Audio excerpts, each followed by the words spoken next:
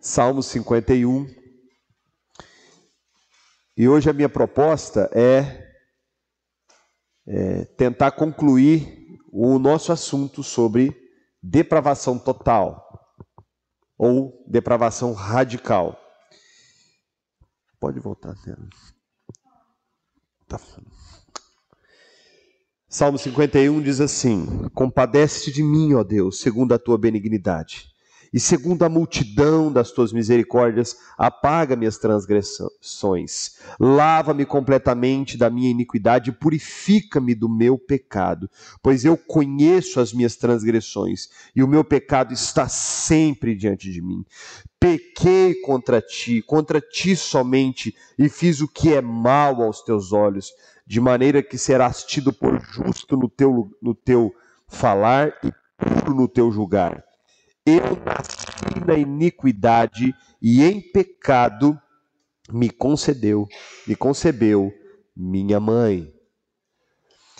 Irmãos, como introdução, eu separei esse texto, porque esse texto, e eu ainda quero muito trazer uma exposição de Salmo 51 para a igreja, que eu acredito que vai trazer muita edificação aos irmãos. Mas nesse texto, o que eu quero falar aqui é apenas do versículo 5. Por quê? Porque nós sabemos muito bem que a Bíblia diz que Davi era um homem a quem Deus disse que era um homem segundo o coração dele. O que se espera de alguém que é segundo o coração de Deus? Perfeição. Não tem pecado. E Davi é um exemplo clássico na Escritura de alguém escolhido por Deus que pecou, e não foi pouco, não.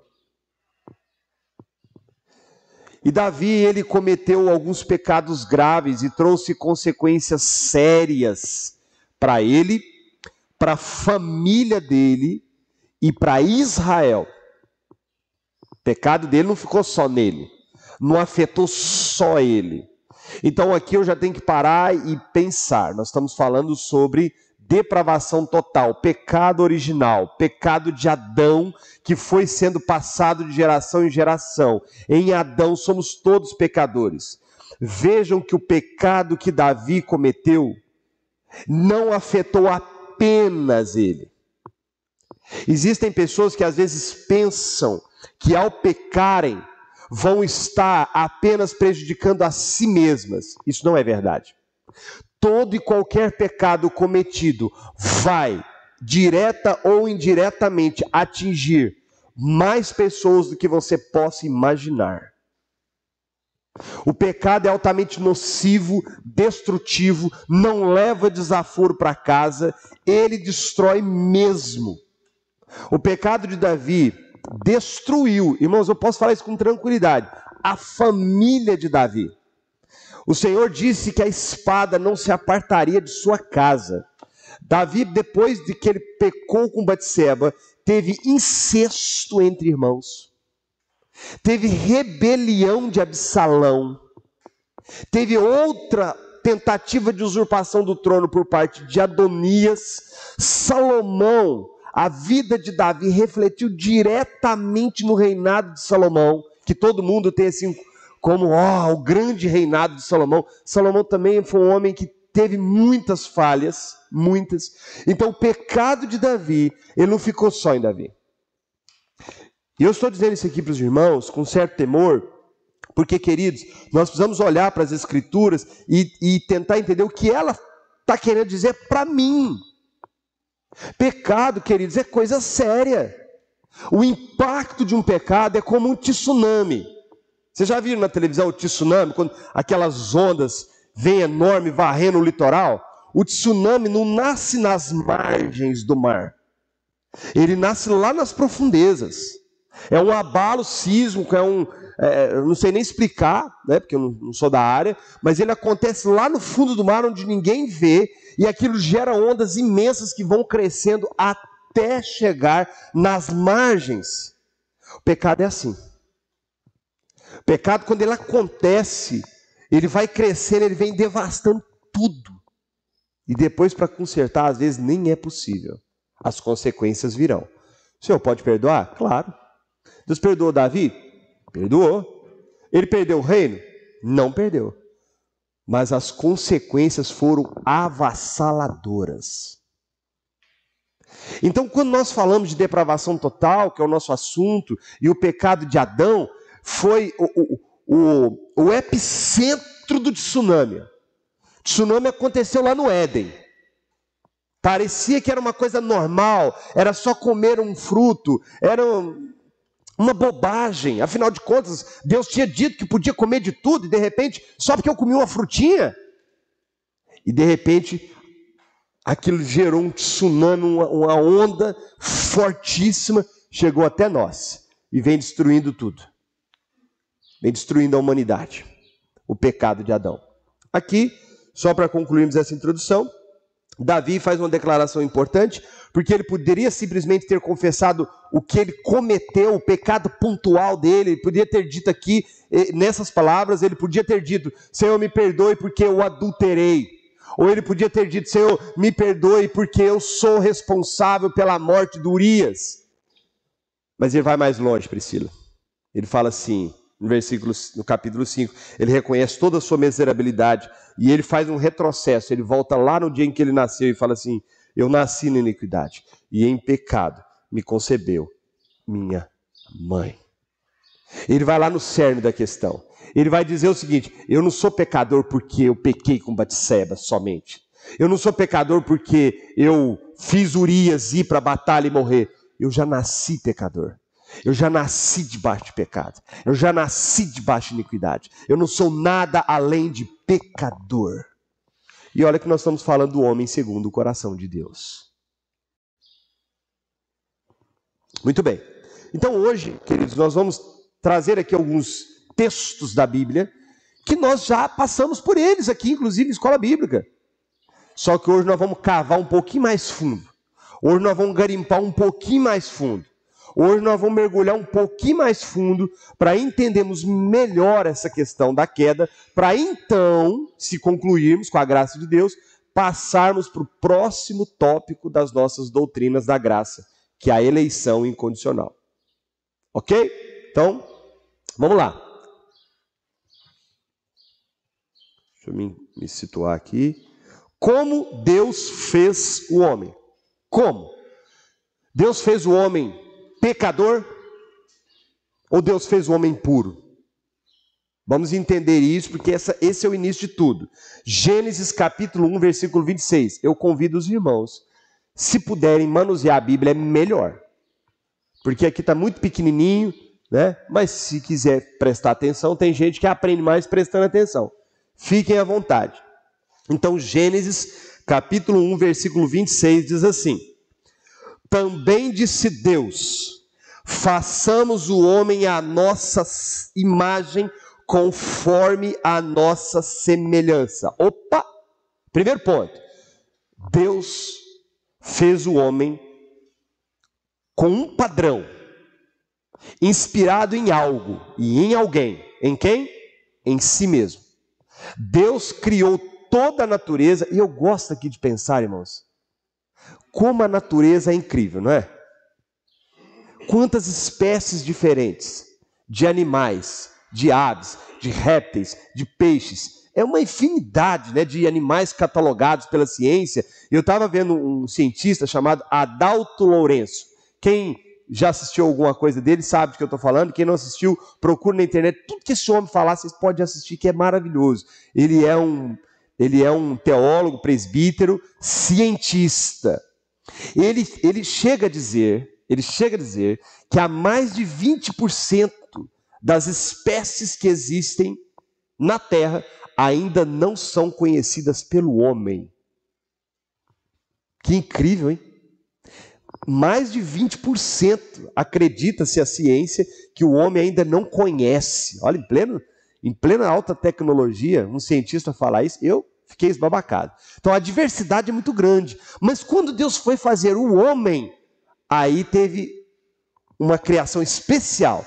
Deus fez o homem inspirado em si mesmo, conforme a sua imagem e a sua semelhança, com volição, ou seja, capacidade de pensar, capacidade de tomar decisão, de escolher, capacidade de raciocínio, de desenvolver pensamento, de se comunicar, de se aprimorar na sua inteligência. Olha o cérebro humano. O cérebro humano é uma coisa assim, que nem o maior computador já criado pelo homem chega aos pés de um cérebro humano. O cérebro é um enigma para a ciência. O cérebro é algo extraordinário. Então Deus imprimiu em nós coisas que era dele. E não só isso, ele comunicou conosco atributos que só pertencem a ele. Por exemplo, o amor. Deus colocou em nós atributos que pertencem somente a ele. Ele não deu isso aos animais. Como a capacidade de perdoar, amar. Então, é importante nós entendermos isso, porque Deus não criou o homem pecador. Deus não criou o homem com inclinação para o pecado. Deus não criou o homem, queridos irmãos, para excessivamente pecar ou viver a sua vida da forma que ele quisesse. Deus o fez segundo a sua imagem e semelhança. E olha o que o texto continua dizendo. Tenha ele domínio sobre os peixes do mar, sobre as aves dos céus, sobre os animais domésticos, sobre toda a terra e sobre todos os répteis que rastejam pela terra. Ou seja, Deus não apenas criou o homem à sua imagem e semelhança, mas deu a ele autoridade e inteligência suficiente para administrar toda a criação. É isso que o texto está falando. Dominar sobre todas as aves, sobre os animais, sobre os répteis, é uma capacidade que Deus deu ao homem de administrar, de cuidar. Deus fez o homem, meus irmãos, extraordinário. Olha o que o texto continua dizendo. Criou Deus, pois, o homem à sua imagem. A imagem de Deus o criou. Qual que é a imagem de Deus? Homem e mulher os criou. Aqui eu tenho que parar e falar sobre esse assunto também. Então, como é que Deus criou o homem? Homem e mulher. Ambos a imagem e semelhança de Deus. Deus criou o homem do pó da terra e fez Eva a partir da costela de Adão, da mesma essência. A diferença, queridos, presta atenção no que eu vou dizer. Para Deus o homem é maior do que a mulher? Não. O texto está dizendo. Olha o que o texto está dizendo. Criou a imagem de Deus, o criou, homem e mulher os criou. Ambos a imagem de Deus, ambos a semelhança de Deus, ambos com as mesmas capacidades. Porém, Deus fez eles distintos, com características distintas e papéis distintos. Esse é o primeiro ponto. Segundo ponto, Deus criou homem, macho e mulher, fêmea, à imagem de Deus. Qualquer coisa fora disso é uma tentativa do diabo de manchar a imagem de Deus. Eu estou aqui dando ênfase nisso, queridos, porque as pessoas estão tentando nos convencer de todo jeito, a goela abaixo, que nós temos que aceitar tudo. Então, vocês vão perceber, queridos, que todos os estudos que nós trazemos para as mulheres, para os homens, para os jovens, de algum modo a gente volta aqui nesse texto. Por quê? Porque o início de Gênesis mostra como é que Deus pensou, Mayra. Como é que era para ser. Como foi que Deus planejou, o que Ele tinha em mente. Esse é o padrão que nós temos que desejar. Não é o padrão dos homens, é o padrão de Deus. E no padrão de Deus, Ele nos fez conforme a sua imagem, conforme a sua semelhança, com capacidade de domínio, de administrar, com uma vida reta, uma vida santa. E Ele continua, e Deus os abençoou. O homem é um ser que foi alvo da bênção de Deus, do favor de Deus, da graça de Deus. Quando a palavra fala e Deus abençoou, porque Deus fez conosco o que não fez com criatura nenhuma. Nenhuma. Querido, nesse ponto eu preciso aqui dizer para alguns que às vezes andam abatidos, andam se sentindo pequenos, inferiores. Irmão, você não é pouca coisa não. Para o Senhor você é importante. Para o Senhor Deus te abençoou. Deus criou você à imagem e semelhança dele. Olhe para você, olhe no espelho e não fica achando que você é o bom não. Olhe e veja a imagem e semelhança de Deus ali refletida. Deus nos abençoou. Queridos, nós somos abençoados por Deus. Não é pouca coisa não. E olha o que a palavra fala. Deus continua falando, sede fecundos, multiplicai-vos, enchei a terra e sujeitai-a.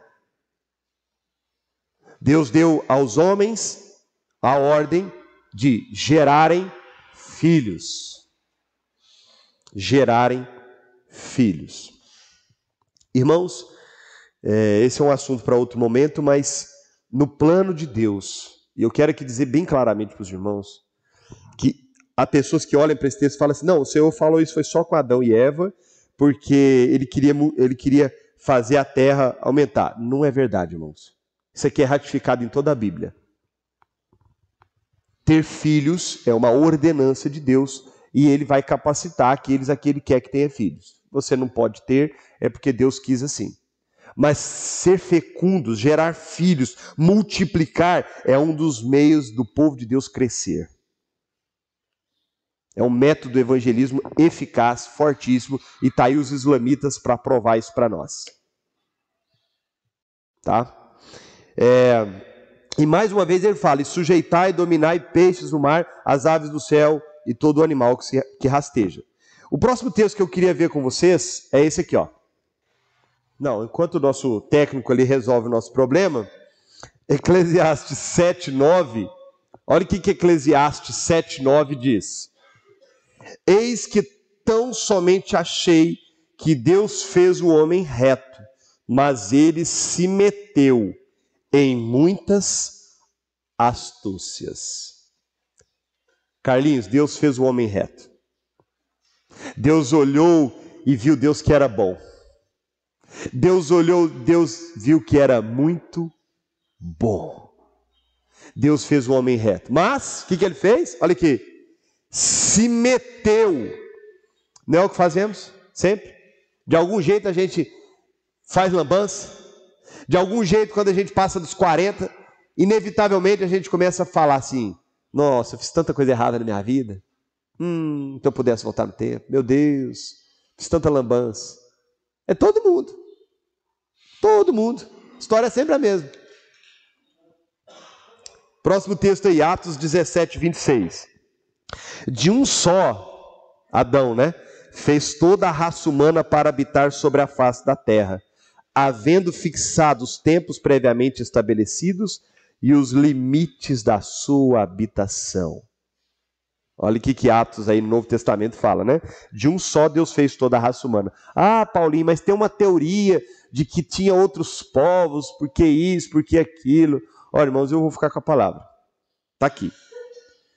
De um só fez toda a raça humana para habitar sobre a face da terra. Ponto. Eu não vou ficar entrando em debate filosófico, em conversa tola. Eu não vou entrar nesse mérito. Existem muitas linhas teológicas absurdas, as mais loucas que vocês possam imaginar. Quem sabe um dia a gente estuda sobre isso. Então vamos lá. A lei de Deus. Vejam comigo. Voltem lá em Gênesis 2, versículo 16. E o Senhor lhes deu esta ordem: de toda a árvore do jardim comerás livremente, mas da árvore do conhecimento do bem e do mal não comerás, porque no dia em que dela comeres, certamente morrerás. Então, o pacto que Deus fez com Adão, que nós estudamos na nossa primeira aula, é o pacto das obras. O Senhor fez uma aliança com Adão, deu a ele capacidade, deu ordens para ele dominar, ser fecundo, crescer, enfim. Mas aqui ele fala um não para ele. Aqui Deus fala o seu primeiro não. Ele fala, vocês podem comer de tudo, vocês podem ficar à vontade, administrem, gozem, cresçam, multipliquem, sejam fecundos, mas desta árvore vocês não vão comer. E aqui tem alguns aspectos que nós vamos estudar hoje, que eu tenho certeza que alguns irmãos num primeiro momento, vão estranhar as minhas falas. Mas fiquem em paz, nós vamos esclarecer cada ponto. Vejam que a árvore do conhecimento do bem e do mal foi criada por Deus ou pelo diabo? Por Deus, claro. A árvore do bem e do mal era o pecado? Sim ou não? Não, claro que não. O que Deus fez? Deus criou tudo, todas as coisas, inclusive a serpente, inclusive a serpente, e colocou a árvore lá e estabeleceu. Ele simplesmente estabeleceu: dessa você não vai comer, essa não. Ali era um teste, ali era uma prova, ali era algo que Deus estava realmente colocando ali no meio da sua criação, diante daqueles que ele fez, segundo a sua imagem e semelhança, um teste. E ele disse, e ele prometeu, que no dia em que dela comeres, certamente morrerás. O que aconteceu? A queda. Gênesis 3, 1 ao 6. Mas a serpente, mais sagaz que todos os animais selváticos que o Senhor Deus tinha feito, disse à mulher. Olha o que a serpente falou. É assim que Deus disse, não comereis de toda árvore do jardim? Ele faz uma pergunta. O diabo faz uma pergunta através da serpente. E essa pergunta, ela é uma pergunta simples, parece ser óbvia, mas é uma pergunta que lança dúvida. Ele diz assim, não comereis de toda árvore do jardim? Foi assim que Deus disse? Ou seja, ele estava fazendo ela pensar. Ele estava fazendo ela, provando os pensamentos dela. Não, mas peraí, eu posso comer todas, mas não posso. O Senhor falou que eu podia, mas tem uma que... Aí ela responde. Respondeu-lhe a mulher, do fruto das árvores do jardim podemos comer, mas do fruto da árvore que está no meio do jardim, disse, dele não comereis, nem tocareis, para que não morrais. Então, irmãos, nós já falamos sobre isso aqui, vamos só reforçar. Eva estava muito bem esclarecida ou não? Para quem Deus deu a ordem? Para ela ou para Adão? Para Adão. Mas ela responde muito bem. Ela estava muito bem certa do que podia e o que não podia. Ela foi muito bem esclarecida. O Adão, pelo menos, isso ele fez certo. Ele falou para ela direitinho. Letra por letra, vírgula por vírgula. Então ela refuta a serpente. Ela esclarece para a serpente. Mas tem um problema. Ela abriu um diálogo com a serpente. E a Bíblia nos diz, queridos, que nós devemos resistir ao diabo. Não existe diálogo com o diabo. Não existe resposta para o diabo. Nós não temos que dar satisfação para o diabo. Vocês lembram de Sadraque, Mesaque e Abednego? Quando eles chegaram, os guardas chegaram e falaram assim, olha, se vocês não se ajoelharem, nós vamos dar um tempo para vocês ajoelharem, senão nós vamos lançar vocês na fornalha. Não vamos. Não temos que responder sobre esse negócio. E se a gente não vai ajoelhar. E fica sabendo.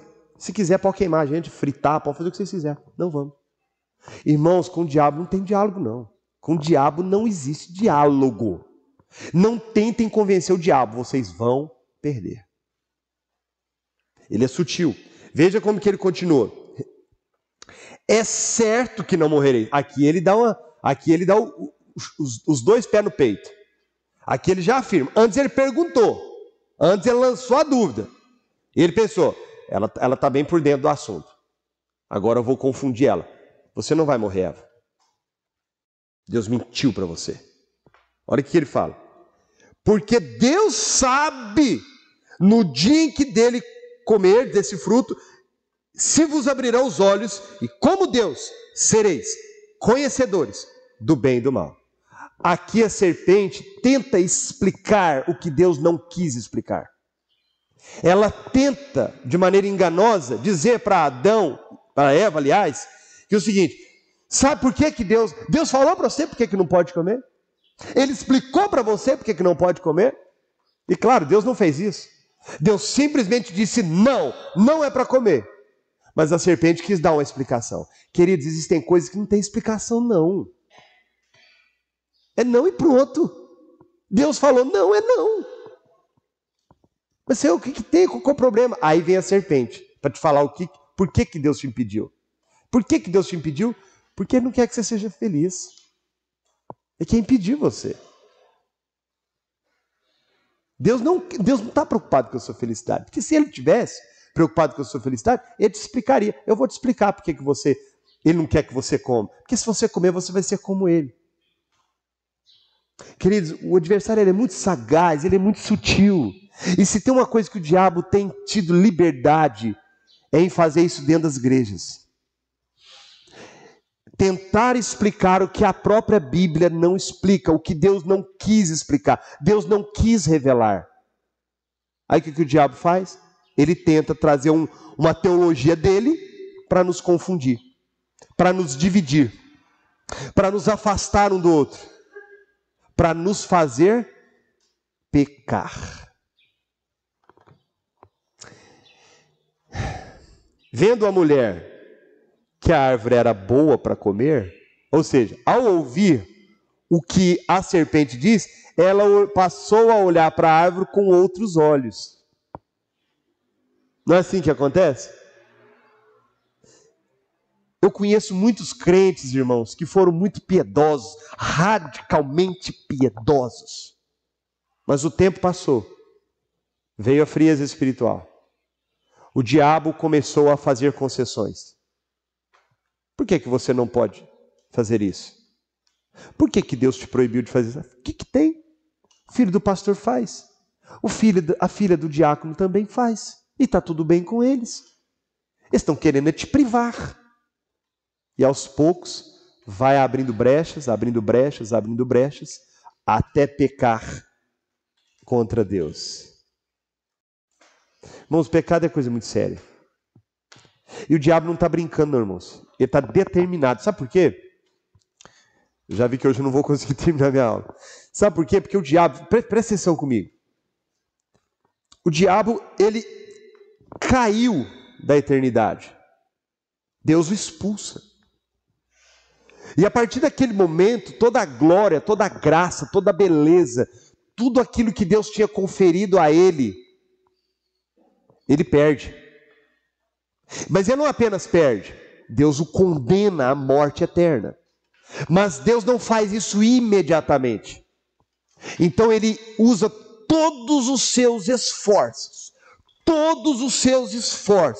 para destruir qualquer coisa que Deus tenha feito ou tenha planejado, que ele imagine que possa frustrar os planos de Deus. Então eu quero dizer para vocês, o diabo não tem outra coisa por nós, a não ser ódio eterno. Tudo que ele quer é destruir. Tudo que ele quer. Tudo que ele quer. Então, ele usa dessa situação, e olha que interessante, vendo a mulher que a árvore era boa para se comer, agradável aos olhos, e árvore desejável para dar entendimento, tomou-lhe o fruto e comeu, e deu também ao marido, e ele comeu. O que eu vejo aqui nesse trecho aqui, irmãos? Adão e Eva, vou perguntar para os irmãos, se os irmãos entenderam esse texto. Deus é quem induziu Adão e Eva a comer o fruto? Sim ou não? Foi Deus ou não?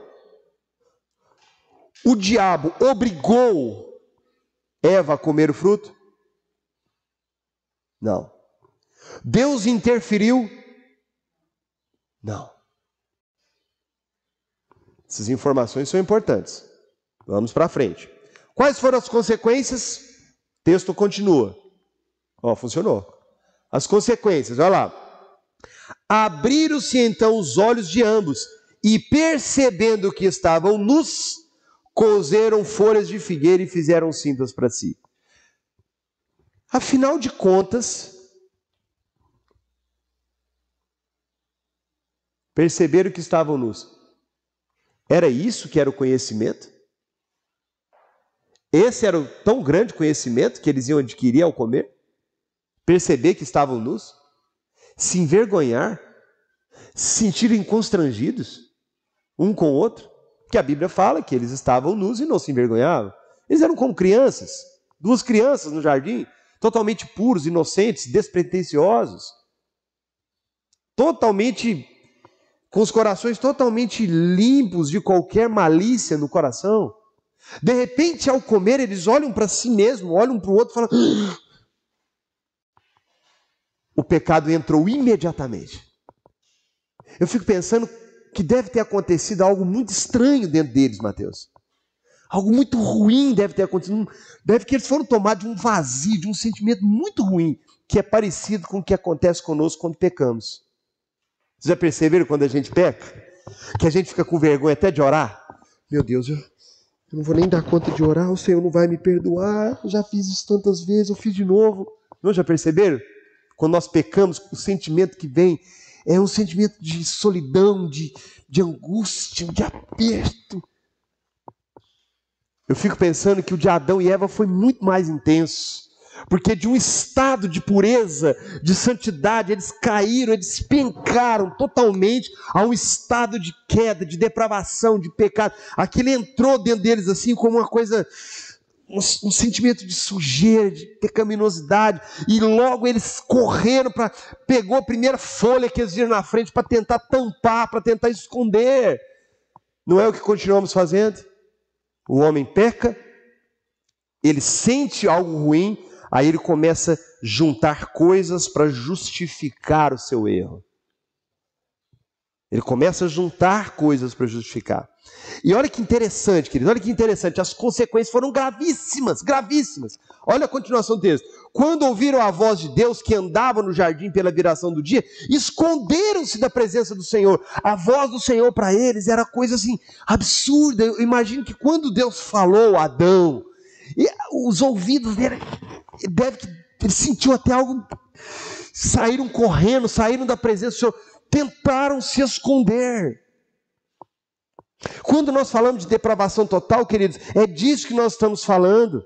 Que o que aconteceu lá, Rosângela, foi algo gravíssimo. Não foi um tropeção, não foi um arranhão no joelho, não, Vitor. Não foi um dedo quebrado, não. Eles morreram literalmente, de tal maneira que a poderosa, suntuosa, gloriosa voz de Deus machucava os ouvidos. Vocês irmãos querem uma referência interessante sobre isso? Quando Moisés subiu para falar com Deus, o povo disse assim: por que é Moisés que tem que falar com Deus e Deus tem que falar com Moisés? Por que Deus não fala conosco? Nós queremos que Deus fale conosco. E aí o Senhor disse para Moisés: tá bom, eu vou falar então. Diga ao povo que eu vou falar com eles hoje. E a palavra do Senhor diz que Deus começou a falar mesmo. O que aconteceu?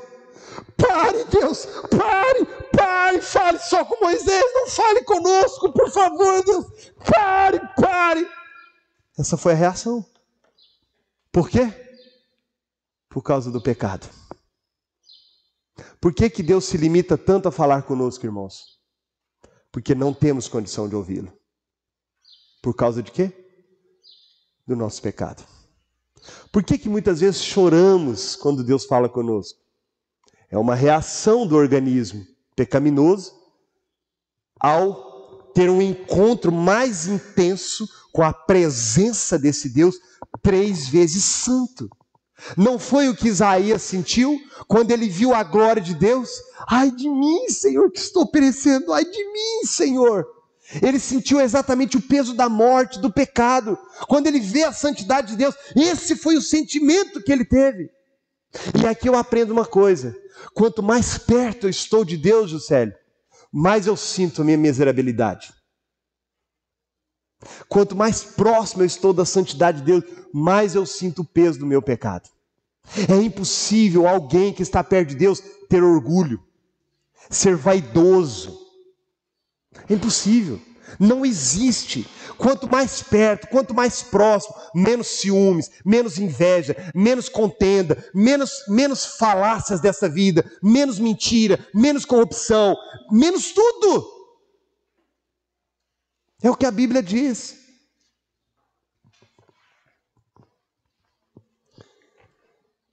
E as consequências continuam. Esconderam-se da presença do Senhor o homem e sua mulher por entre as árvores do jardim. E chamou o Senhor Deus ao homem e lhe perguntou: onde estás? Cadê vocês? Cadê vocês, meus filhinhos?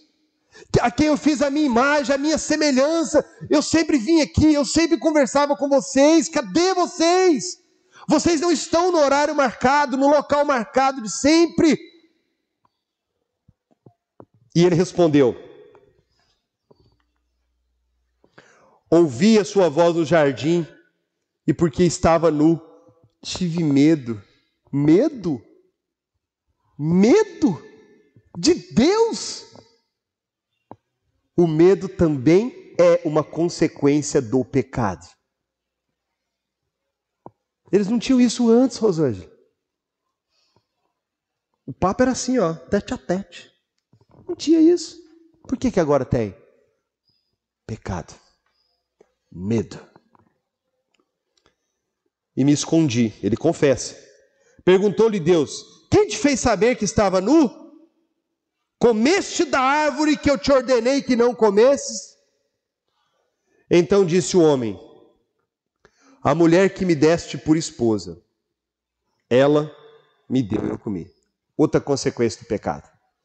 Nunca estamos errados.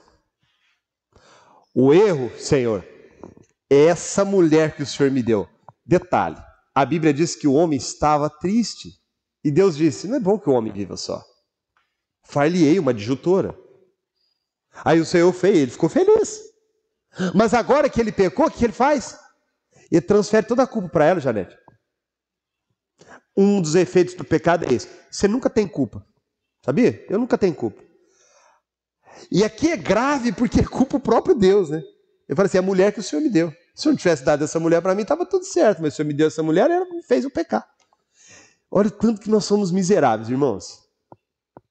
A culpa nunca é nossa. Eu adulterei porque a minha esposa não me correspondia sexualmente. Foi por isso. Eu vejo pornografia porque eu não tenho vida ativa. Então, lá em casa é assim. Por isso que eu vejo. Eu roubei porque eu estava com fome. O Senhor sabe, eu estava com fome. A culpa não é nossa. A culpa é da situação. É do outro. Ou é de Deus? Esse casamento infernal que eu estou, Deus, é culpa sua. O Senhor podia ter interferido e não interferiu. Você deixou casar com essa mulher. Você deixou casar com esse homem. A culpa é sua, Senhor. O pastor te chama para conversar e fala assim: meu irmão, arrependa-se. De quê? Eu não fiz nada errado. De arrepender? De quê? Vocês não estão percebendo?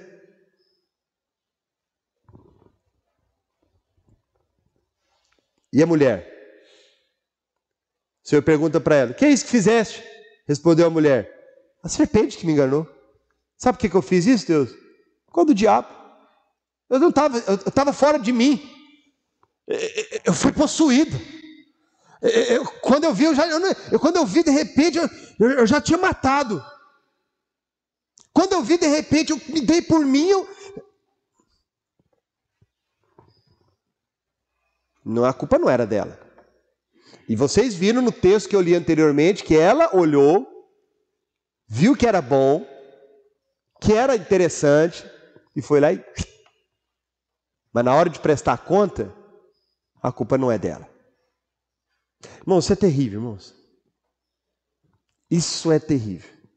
E eu vou falar aqui uma coisa para vocês, irmãos, que essa é uma das maiores dificuldades do pastoreio numa igreja séria. Você conversar com o irmão, você mostrar para ele na palavra, e ele, cara de paisagem, numa boa. O que você está querendo dizer, pastor? Que a culpa é minha então, né? Achei que você ia ficar do meu lado, poxa.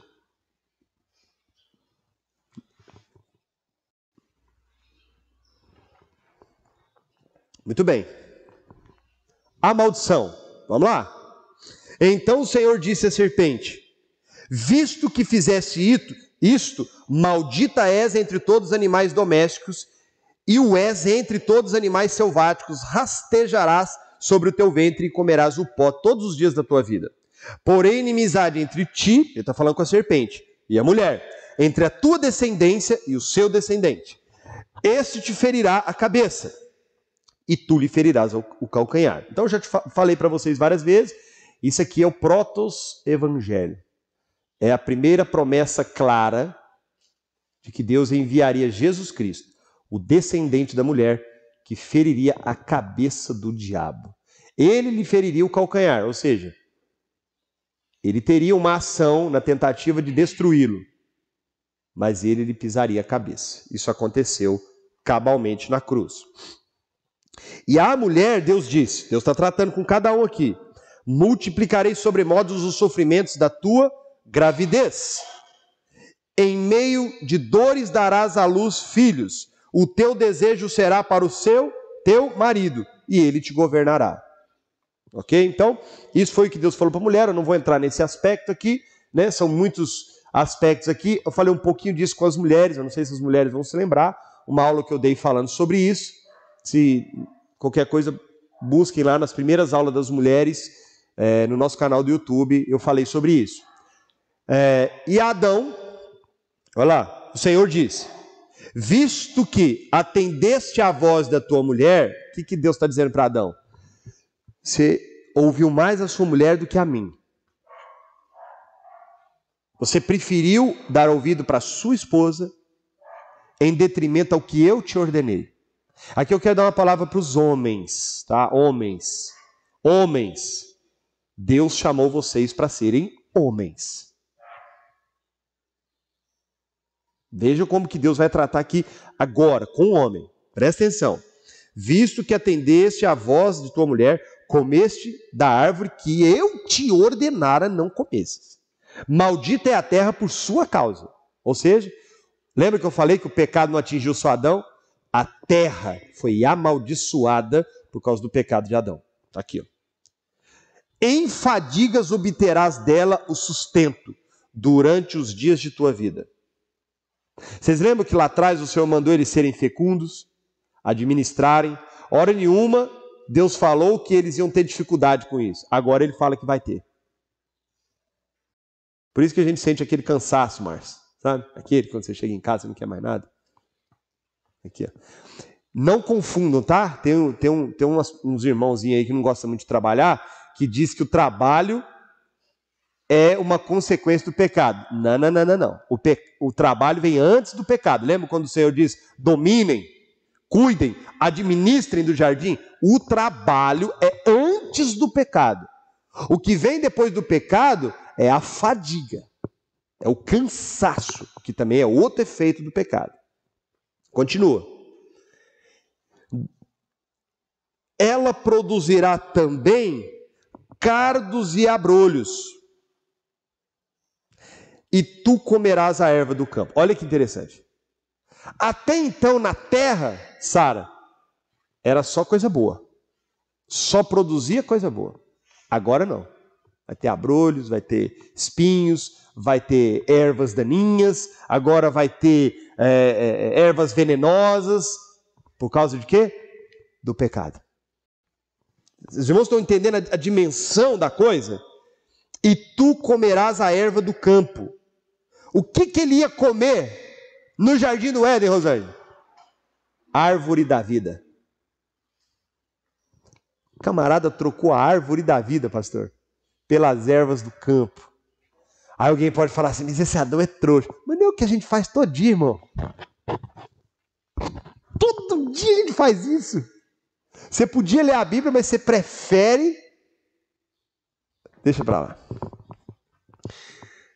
No suor do teu rosto comerás o teu pão, até que tornes a terra, pois dela foste formado, porque tu és pó, e ao pó tornarás. A maior de todas as consequências, a morte física. Você vai morrer, Adão. Seus dias serão limitados. Eu te ofereci uma árvore da vida. Você viveria para sempre. Mas a sua escolha levou você a isso. E deu o homem o nome de Eva, sua mulher, por ser mãe de todos os seres humanos. Adão teve duas mulheres não, viu, irmãos? Tem uns aí que falam isso, mas isso aí é papo furado. Papo furado.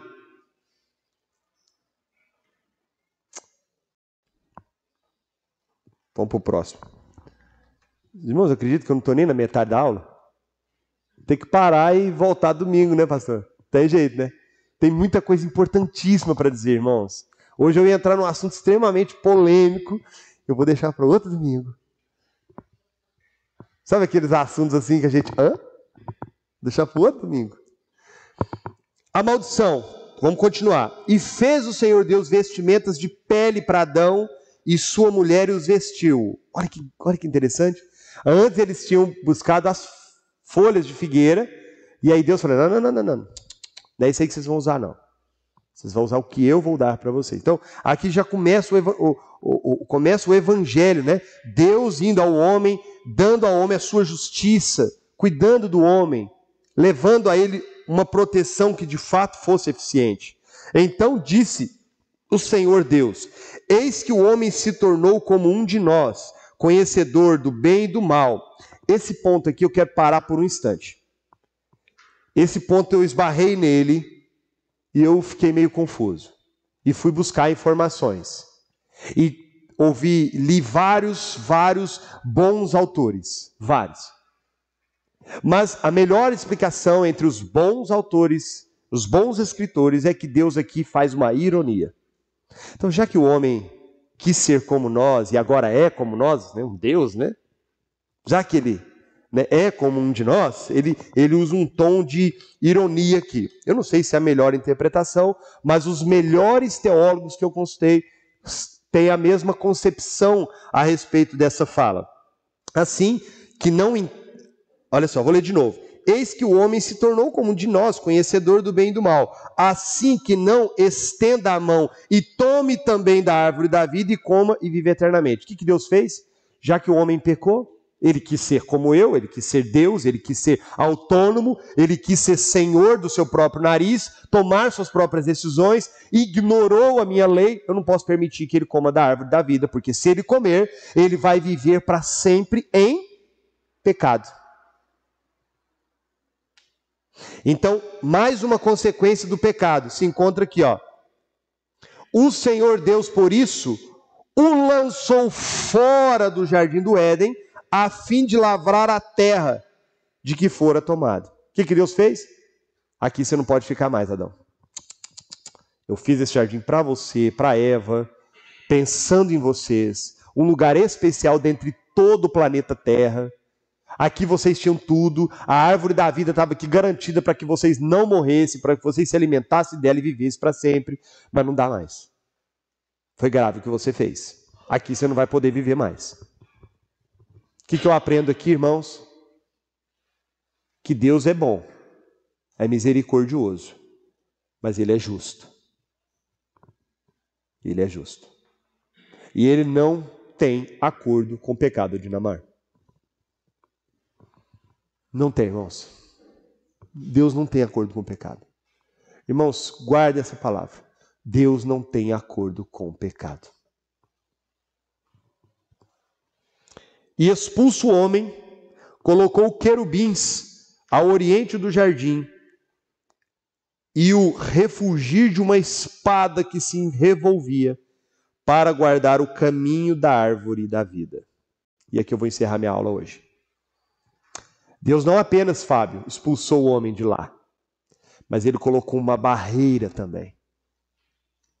Colocou uma espada inflamada, um querubim, Deus impediu literalmente que o homem tivesse acesso, que Adão tivesse acesso. Eu li um livro muito gostoso de ler, um livro pseudoepígrafo, Adão 1. Gostei demais de ler esse livro. Adão 1, tem na internet, quem quiser ler, não tem nada de Bíblia, não tem nada de inspirado pelo Espírito Santo. É uma história inverídica, quase uma poesia. E ele tenta contar a história do que aconteceu ao Adão ser expulso. É lindo. Chorei várias vezes no livro. Eles foram para uma caverna, chamada Caverna do Tesouro, e todos os dias Adão acordava de manhã e corria lá na porta do jardim. E chorava, e chorava, e chorava. E o querubim estava lá. E a espada lá. E ele chorava e falava, Deus, o que eu fiz? O que eu arrumei? Irmãos, eu chorei várias vezes lendo esse livro. E ele chegava em casa e Eva estava lá triste, derrotada. E ele falava, Eva, o que a gente fez? Ele nem fala conosco mais. O livro é incrível, irmãos. O livro é maravilhoso. Não tem nada a ver com a Bíblia, é um conto. Mas a gente pode pensar que algo similar aconteceu. Eles foram expulsos, eles estavam sozinhos agora. O Senhor não estava ali, pelo menos presencialmente à vista deles. É claro que o Senhor não os abandonou, é lógico que o Senhor não os abandonou, é claro. Eles foram feitos à imagem e semelhança de Deus, mas agora eles estavam impedidos de ter acesso. E quando é que Deus resolveu esse problema, irmãos? Só na cruz. A espada foi tirada, o véu foi rasgado, o querubim voltou para a glória de Deus. Então, Cristo é a nossa árvore da vida. Nele nós podemos confessar nossos pecados. Já não é mais as minhas justificativas mundanas, caídas, que perecem como uma folha de figueira, mas é como a pele de um cordeiro que é capaz eficazmente de cobrir os meus pecados, e eu posso agora nele ter salvação. Queridos, o que aconteceu com Adão e Eva foi um grande tsunami que chegou até nós. Nós precisamos desesperadamente, Léo, de Cristo na nossa vida. Sem Ele, nada que fizermos. Não vai adiantar folhas, argumentações, falácias, orações bonitas, nada vai resolver. Só o sangue de Jesus Cristo.